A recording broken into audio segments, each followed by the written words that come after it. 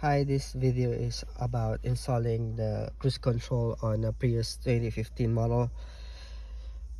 Here you can see that I already removed the airbag of the car. So just take note, whenever you do something else on any electronic part of your car, always remove the negative terminal and maybe leave the car for at least 5 to 10 minutes just to make sure that there's no any charge left to activate the airbag when you touch it. So here I already remove it.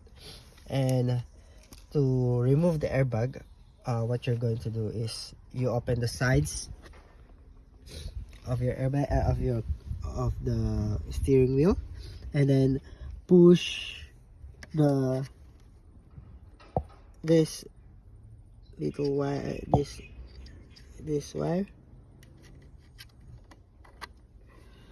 So when you push it, it will release the lock on the airbag. Okay, same thing for the other side. So both of them, once you release those locks, you will be able to easily remove the airbag. And then on the airbag, there's two wire, the negative and this wire to activate the airbag.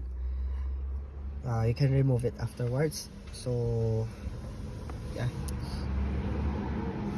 so now I'm going to install the cruise control I'll continue the connecting the cruise control for this one.